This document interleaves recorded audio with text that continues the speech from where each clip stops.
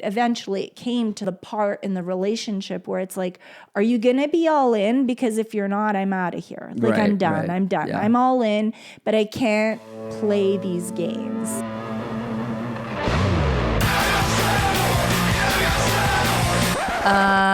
No. Ooh, that's better, right, babe? Yeah! Yeah. She founded an architectural concrete company. He founded a $100 million clothing company. She took the world by storm as a social media star. He took the world by storm as a famous serial entrepreneur. Together we started a business. And had babies. Now we're figuring out the best ways to do both. Join us as we learn from other entrepreneurs going through the same life struggles. As they share their life hacks about success, love, kids. And everything in between. When a woman treats a man like a king, and a man treats a woman like a queen, they make a heck of a team. Women want a man already successful. Strong woman who wants to be part of a struggle. They could build an empire. Welcome to the Pretty and Punk podcast. My name is Dan Caldwell, and I'm here with my beautiful wife, Ildiko Ferenczi. Hi, guys. And today we were just going back and forth a little bit. I thought I would ask Ildiko a question and see what the answer was, and then we kind of go from there. I thought that might be easy. So I'm going to put you on the spot a little bit. Okay. So what do you think is, and I guess myself included here because you did choose me, what do you think is the one thing that attracts a woman to a man in a long-term relationship? What is that thing? Because there's some things that might initially attract you, like looks and humor and other things that like initially work and might cause you to date for a few times. But at some point, women kind of usually early on, women start to look at, well, like, could I marry this guy? What's that one thing that you are looking at or looking for? What are they looking for in a longer term relationship? Well, I'll have to speak from personal experience because I can't speak for everyone, but looks isn't on the top of my priority, but this is. Looks aren't well, so what does that say about me? Like I didn't make the cut there? No, you're good looking and that's a bonus, but that's not a priority because looks fade. I've always known this to be true. That's not the connection that you're looking for. We're all going to change over the years, but what's most important to me. But before we jump into that, hey guys, we hope you're enjoying today's episode of the Pretty and Punk podcast. And if you are, and you haven't already, hit that like and subscribe button. It just takes a second. It means so much to us because it really helps the podcast get out there to more listeners like you guys. And if you know anybody it might help and you can send it to them, we really appreciate that too. We also love and appreciate your reviews. Even the babies look forward to them every day. If you share this episode on social media today, don't forget to tag us. We want to celebrate you because we know it's not easy being a parent in business, and the way that you juggle things makes you a superhero. That's worth a shout out. Together, we have a community of our personal followers as well, and we just want to put it out there. We want to show everybody that this juggle is possible, and you are our family, and we're so proud and grateful to have you a part of this family. So don't forget, all the links are below in the show notes, and thank you again, and let's get back to the show. What is that one trait that women are looking for in a long-term relationship with a man? For myself, from my personal experience, I think it's highly attractive when a man can create secure spaces around women.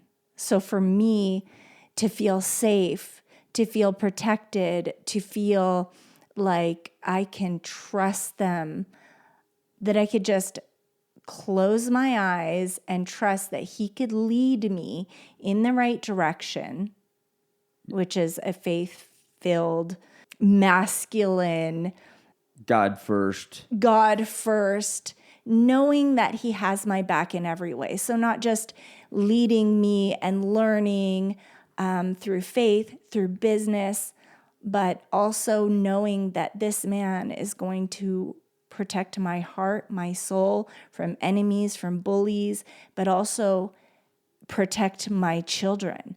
And I feel like sometimes as women, we will test our men in the infant stages of a relationship to see how they handle, because men are created to become monsters when they need to be. But we don't want them to be monsters with us. Not at home. Not at home, exactly. But you have to have that power within you to protect the family if you ever need to. This is like primal instincts. And I feel that women, they test their men before they have children, because women, instinctually, we know that children can be very triggering. And if you have that masculine man, is he able to delegate? Is he able to handle his masculinity? Control that anger. Control it. Is it going to come out against me or my babies?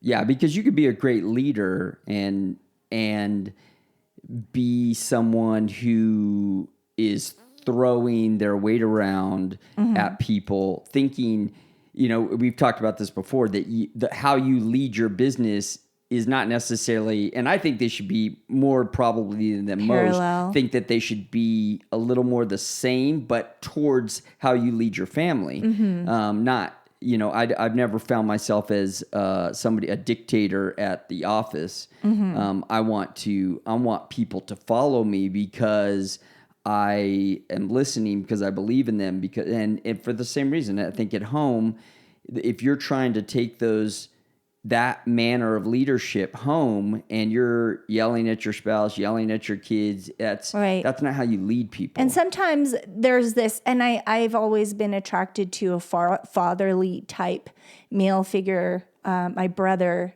that passed away, I know he was going to be an amazing, incredible husband and father, because he was such a wonderful father figure to me. He never, how kids, sometimes they fight or they'll hit. He never raised his hand on me. He never raised his voice. And he did everything with love and kindness. And I feel that's what I've always been looking for. And I know with your history of being a police officer, and just, in that military world, you had this scariness about you. And sometimes I feel like we had to work on it together to have you control that. Yeah, I was probably at the time, when we first met, I wasn't in the best place. Right. And I think it showed up in our relationship. Right. And we got a little volatile here and there. Yeah, before the kids.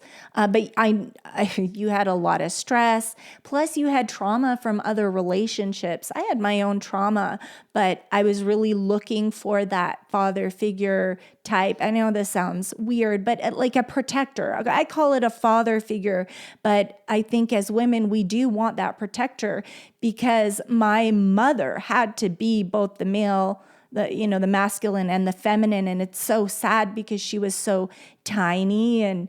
And I saw movies of her when she was married and she had the good marriage and she was this tiny, petite, little sweet. I saw her in her feminine, and I just never, because the way that she raised me, I felt that I was in my masculine, and I wanted to prove to her, I can do this too. And I hustled so hard, and I worked so hard just to prove that I can be that woman. And as women, we can all be that strong and powerful woman. But don't let yourself be fooled. My mom had to be that woman because she couldn't find the perfect spouse after that to fill the roles, the shoes of the father that she wanted for us. And sometimes, sadly, that's how life goes. Sometimes you can't find a perfect mate. You're not going to just settle. She didn't want to settle. The hard thing is that women are actually good at it. They are good at it. Like they can fall into this masculinity very easily, right? If they have to be, for especially 2 reasons. If One, they have they don't have children, a husband and they have children, they will turn into a lion. Yeah, a bear. They will do anything. And she would work from morning till night, and she created success. And I kind of believed that is what I needed to do as a woman too. And then we had so many great talks after, but she said, if I didn't have to, I don't want you to have to ever do that because it's very hard. I saw the stress on her physical being. She got sick and had to do it anyway. And I feel like a big part of my getting sick was over hustling. So I think it's very important for women out there that are listening that aren't married yet or are married and they're struggling with that power position. Don't let the trends fool you. Fall into your femininity. That's so powerful to be in your femininity. Right. And let the man do his part and take over. Well, you said part of that is you said protection. What does that look like to you if you're just talking about protection? What do you think protection is? Because I know there's, protection. Not every man is going to be able to, you don't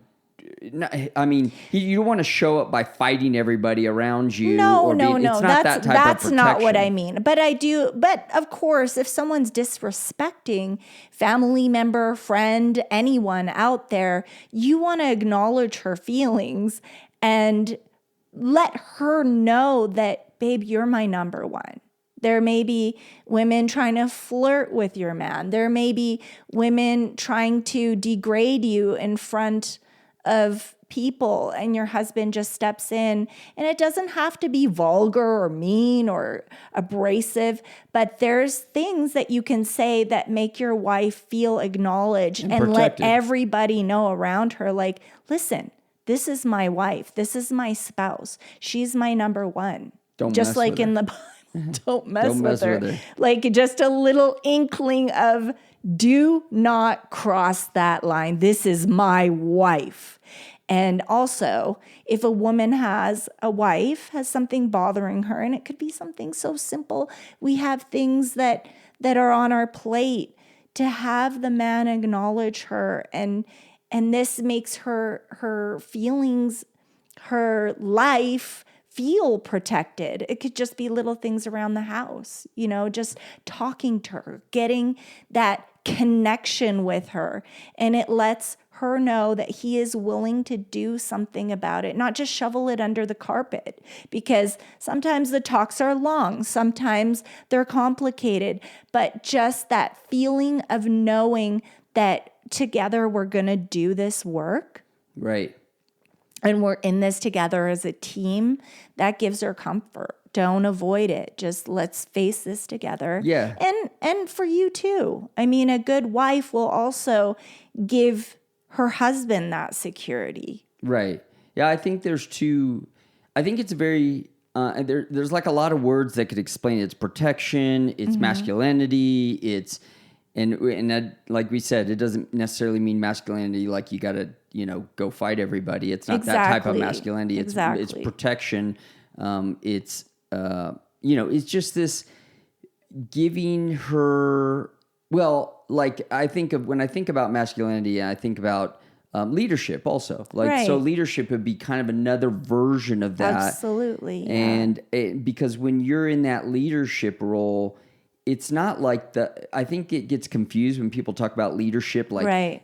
Sometimes it feels dictative. Yeah. Like, I'm not trying to tell you what to do. No. I never tell you what to do. No, but we can definitely. Do you think? Do you think I ever tell you what to do? I don't ever. Do you ever come off like that? No, I've never had that with you, but I know that you pour into me in a way where I know that you're encouraging me to put my right foot forward and to challenge me in a way where I'm doing things that are out of my comfort zone. I love to do that anyway. I love to challenge myself. I love to learn new things, but I feel like you're walking that path with me. And I feel like sometimes it's negative for, when you're helping to shape your husband, and I don't know how to say that, but when you're helping to you see in your instinct, in your gut, what can help your husband, whatever encouragement he needs or whatever love he needs, that helps to shape your husband. And I like to think of that. Wives should always be making our husbands better and vice versa. I like to think of it, you're the head and I have no problem with you leading. And I like to think of myself as the crown, just like in the Bible. Yeah. And I think we sometimes, not to say that our roles don't, I can feel myself, what was I just thinking yesterday? Or if either one of us are slipping somewhere, I feel like we have a soft way of encouraging each other to get back on track, to be our best self. I don't know if it's always soft. You've yelled at me a few times where I'm like, okay. What? It's like, get up and start getting, it's like, yes.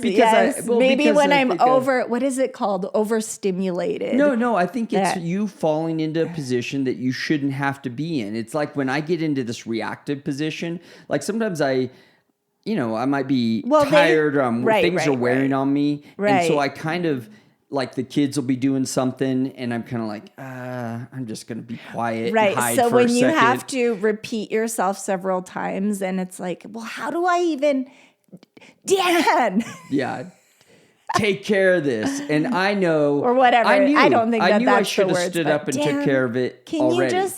Can you just? I think it's, Dan, exactly. Can you just? That's I it. think it's that sad, I don't think I can you just handle this? I can't anymore. do this right now. Yeah, so when you're overstimulated. Yeah, you're saying, I don't want to be the man of the house, the leader right now. Yeah, like, I don't need to be doing this. Can you handle this already? Can you help me and it's a wake-up call for me, I think. Help me get them in bed. Yeah. It's a wake-up call for me. And I realize when I'm being reactive instead of proactive, nothing gets done right. It's like, I know it's, the kids, because you're so nurturing with the kids, they're more apt to listen. I don't have to tell them 3 times. Yeah.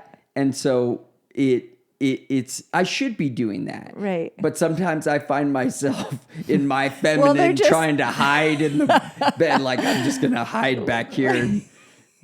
Well, at this point, I'm tired. Our kids are master negotiators. And my daughter will start saying, she's the best. Just 1 glass of water. And then this, got it. No, it's like she's literally and I'm trying you, not you're to, like, no water tonight. And no, because they'll do anything. First, it's going to be, okay, they'll want to play a game. So we play a game. That's fair enough. Then they want a story. Then they'll try to get a movie out of us. Then it goes, this is the cycle that we're going through right now. Then it's water. And then they'll be like, if we have 1 more glass of water, then we can stay up later. Well, no, I love when she comes up and she goes, no water, huh? So how about just, instead of 2 glasses of water, I just have 1 glass of water and then what does she say? Got it? That's what she, got it? And I'm like, deal? Who taught her to deal? And then she'll say, got it? Deal? And one thing that was very important with my mom being a child of war, and we would never waste food. And if I was ever hungry, she would always feed me. It didn't matter what time of night. So that sticks with me. When the kids say they're hungry, they know that I'll start cooking. It doesn't matter what time it is. So now they've gone from the water to they're hungry. They're hungry. And they say it so well. Like, Dan's like, well, what happened? Weren't we supposed to get them in bed? If they're hungry, I can't send them to bed hungry. Are you kidding me? But now it's 11, 12 o'clock Right. at night, and I'm like, oh my gosh, are you serious? Well, not always that late, but sometimes. And I feel like, how did we let this happen? I know. It's frustrating. So, Anyway. so tell me, what are the things that a guy can do? I'm asking the question. I'm a guy. I'm trying to ask what specifically, because I realize in my own self when I'm not doing what I should be doing. But what do you think are the things that a guy can do to step up and be that masculine man, that leader in his household? Well, I think just simply taking over when you see me struggling, and you do this a lot, and sometimes you don't, but for me, this means a lot. When you see me struggling, I don't really want to talk about or say that I am. I just wish you could just read my mind. Yeah. And I think this is something that every woman does from time to time is, well, he should have known that. He should have been able to tell. Like, can't he just see that I'm tired? I need to communicate that better, or in a way, or have some kind of code where I think my word lately is like, I'm done. I'm done. I'm so exhausted. I'm so tired. I'm done. Yeah. So men really, are you saying that men should need to step up? Men need to step up. Well, I more? wish that if you guys can't read our minds, then we just have to have this code where it's like, I'm laying here's my white flag. I'm emotionally, physically, I'm just tired. I can't go on. Can you go on for me? Can you do this for me? And that's true. Guys need to figure that out. But what about when they're first dating? Like, how do you know that, you don't have kids yet? Let's go back to, a girl's looking for the right type of guy, and how do they know that this guy is going to be that type of guy? Well, I think for me, as I said, to feel protected and to feel safe, I would always take a note when people took note of the things that were important to me. And I always did this instinctually. I'd ask questions. I would want them to ask questions. I mean, you did, but one of my love languages is gifts. So I would listen to you and I'd always surprise you with some kind of gift. But at that time, I didn't get it. So I was doing my love language for you. So I'd always bring you some kind of gift. And that's not your love language necessarily. So then when I didn't get a gift back, I was like, he doesn't really care about me. Right? Like, yeah, I was the worst. You were the worst. I'd get him like expensive gifts, and it wasn't because I was trying to show off. I just wanted him to know that he was cared for. And some things I did very wrong. I know when I was in my powerhouse woman era, I would always get the check, even when I would go out for dinner with a director or producer, when I was in my film, and that wasn't for dating or anything, but I would always get the check and we'd go to one of the most expensive restaurants. And I always did that with you too. I would get the checks.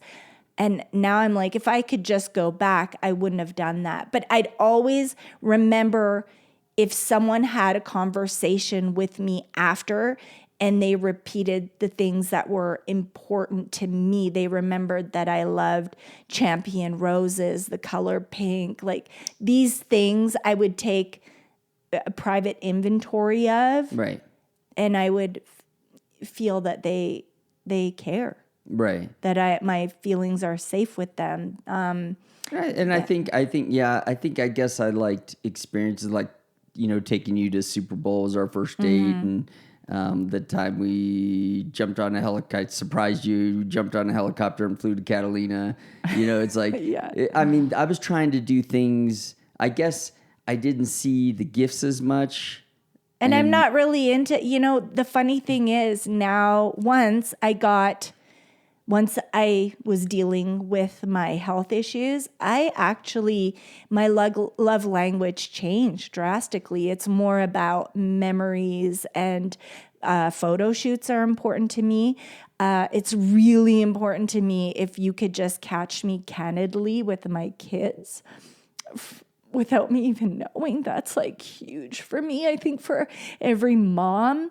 But when I ran into that struggle when I was fighting for my life, I actually got so mad. I just gave Birkham's away, Gucci shoes, Louboutin. I just wanted it out because I was like, this stuff, I think coming from an immigrant family and working so hard, you want to show that you're successful. And I believed one of the ways to show that I was successful was having the dream car, having the dream home, having the purses, the shoes, the clothes.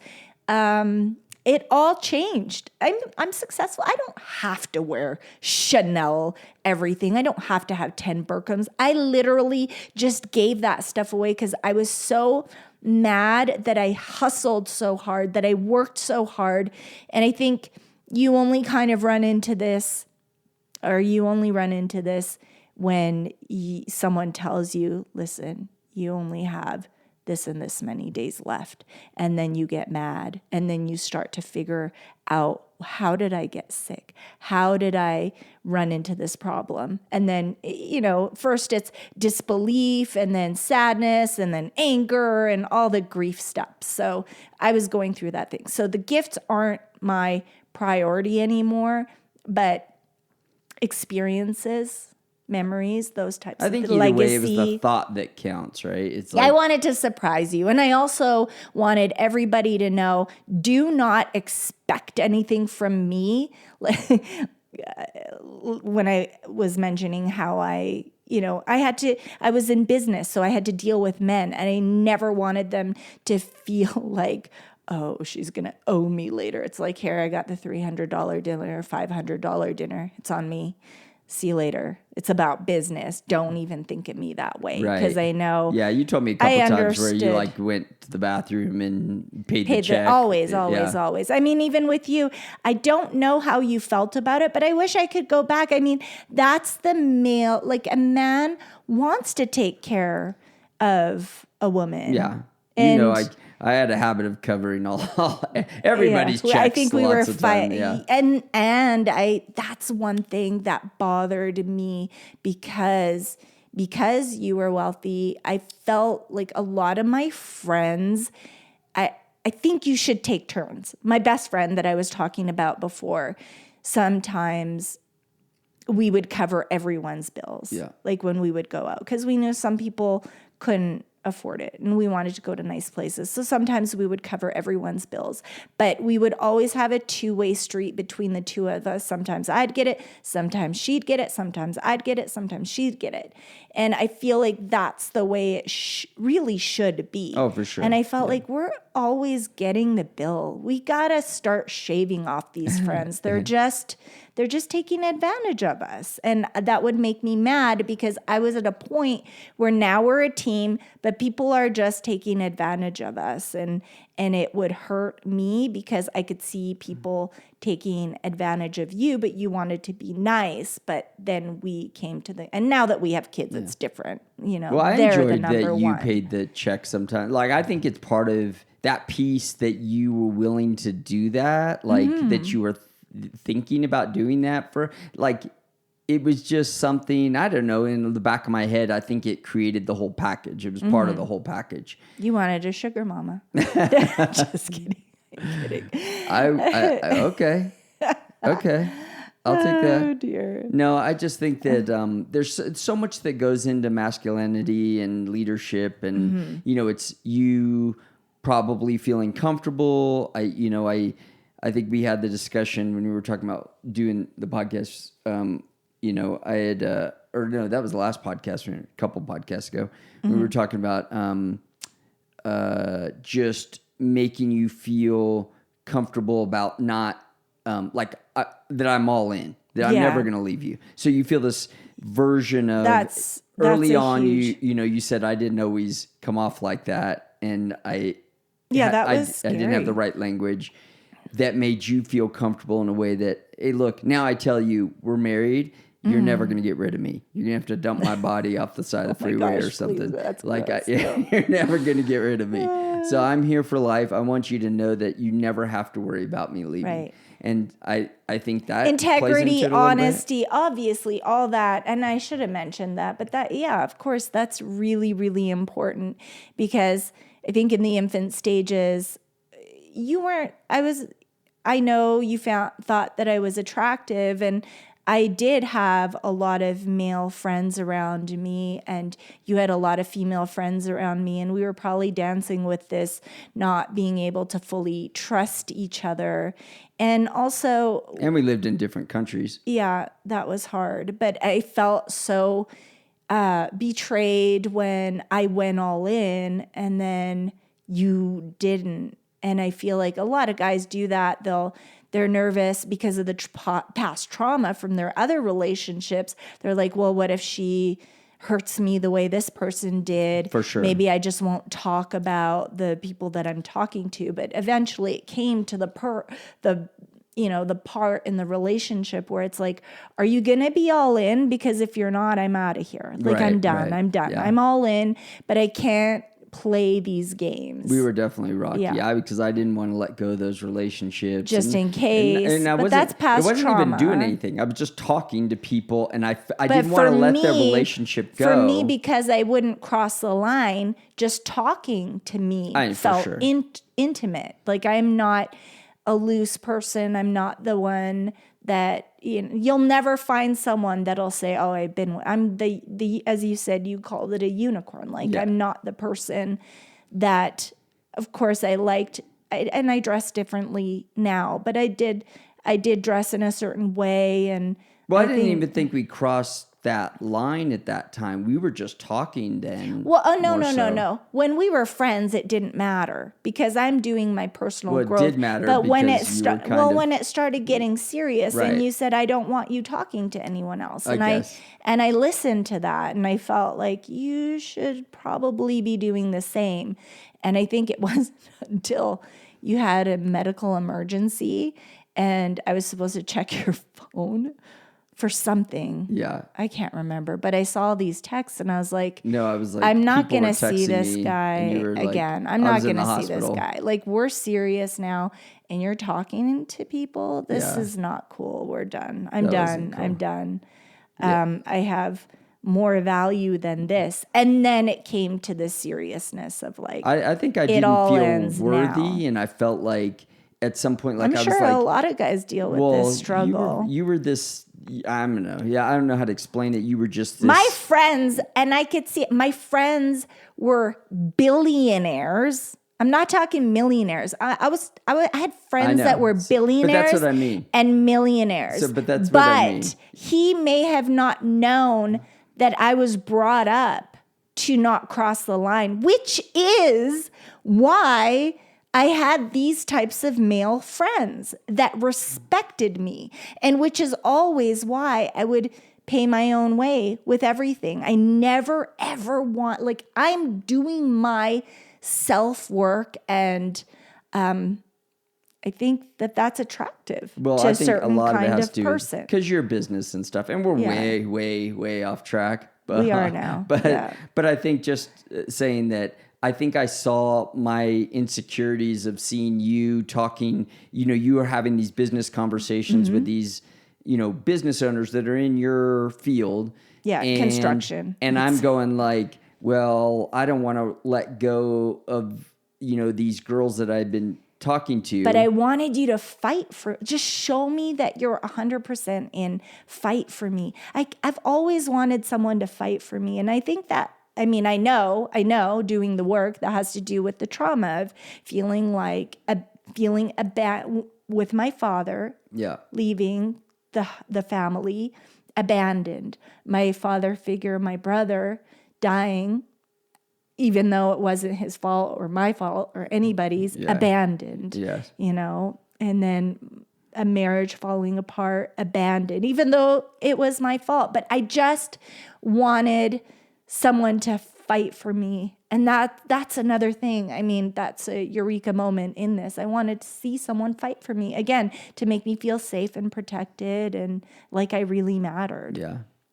And we do that now. I think it took me a minute, to kind of grasp that concept. Yeah. Because I'd felt like, I was just kind of like outdated. I'd come off this bad relationship. And then prior I'd bad been relationships. cheated on. And I all was this. kind of like just trying to find my footing. And I didn't want to trust people. And I don't know. It was just really bad on both sides. It doesn't matter. We did the work. Better. But yeah, I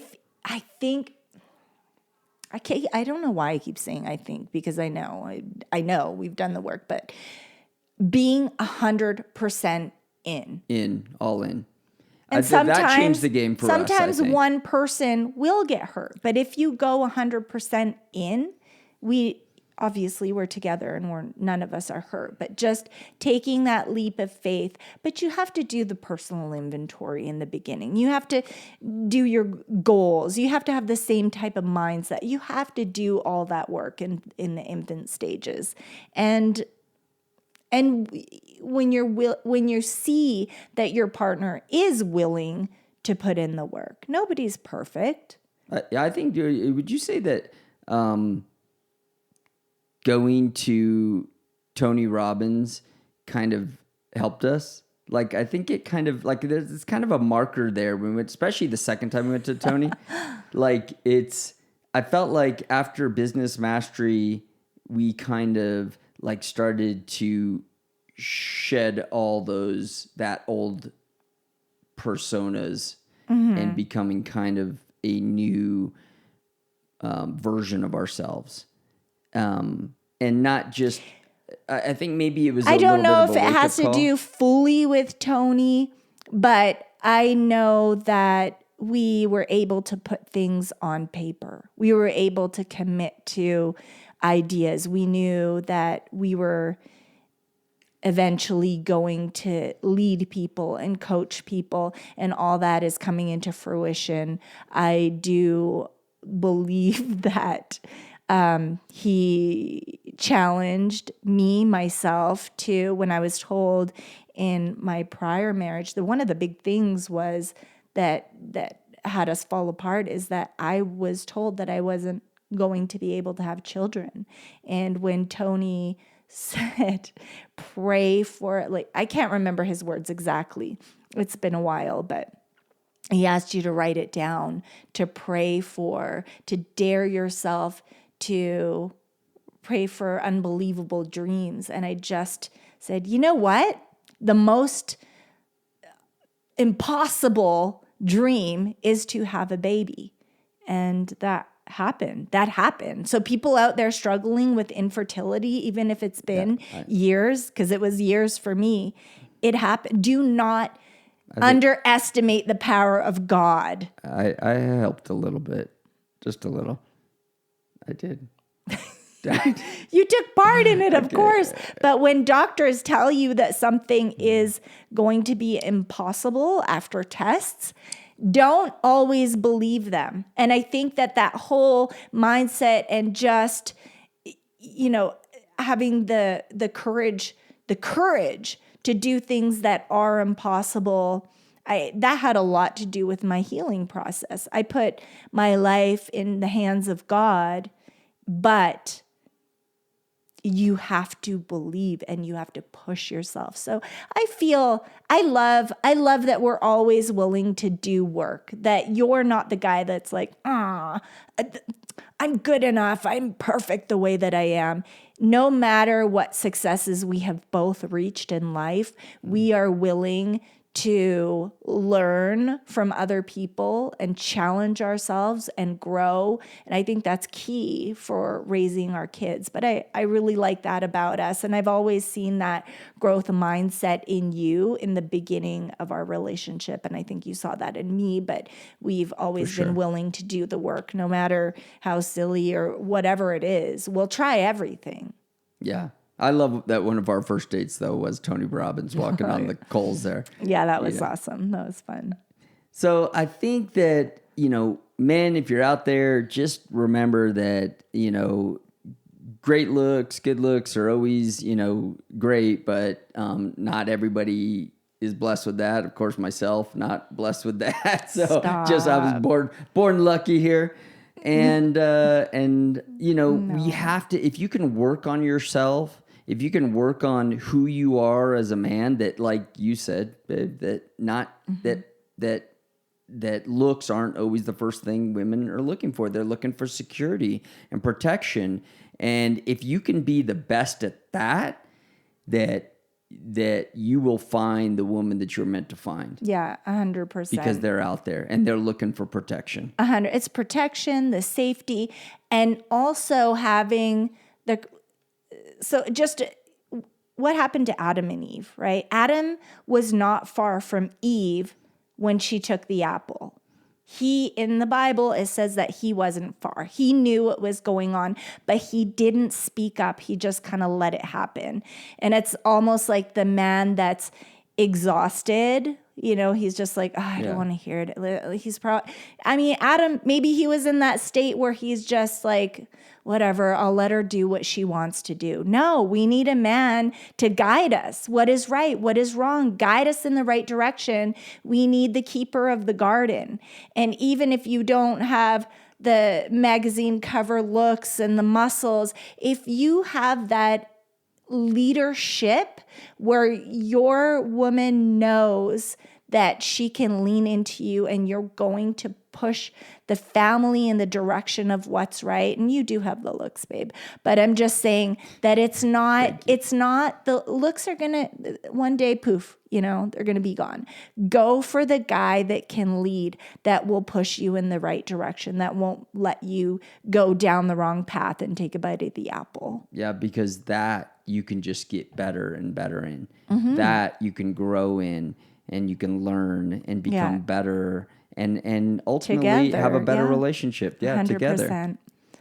Well, thank you guys for listening today. I know we got way off track a little bit there for a while, but I hope that's something, if you're going through anything in your relationship, and not to say that our relationship is perfect because it's far, far from perfect. Well, I think that's why we bring in the personal stories, because it's a great example that we weren't perfect. Even in our most successful days, we weren't perfect.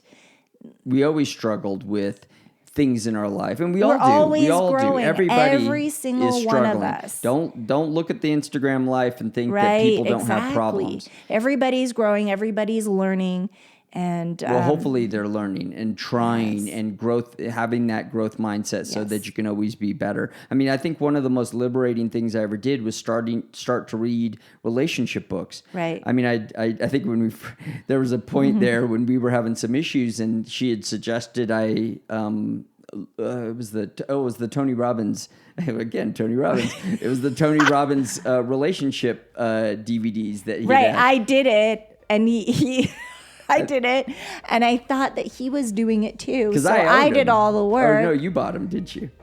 I don't. Yeah. I bought them, and I watched them all, and I'm doing the work, and I'm like, why isn't he doing the same stuff? I think I said I helped Tony write those, and you got so mad about that because he would just joke about it. Like he's like, he'll read a business book, but he wasn't reading the relationship books. And I'm working so hard, bro. Like I'm trying to be my best version. I've done the counseling stuff from prior. I've already learned a lot from past relationships. Like don't bring me your baggage and trauma. Yeah, so I mean, let yourself grow in those things. Yeah. Let yourself enjoy the journey. Enjoy the journey. Yeah. So we thank you guys for tuning in. If you think this can help anybody send it to them so that they can listen, and hopefully they'll get something out of it too. Have the best week ever, and God bless. See you guys next week. Thank you for joining us on this episode of the Pretty and Punk Podcast. If you know somebody this will help, make sure to send it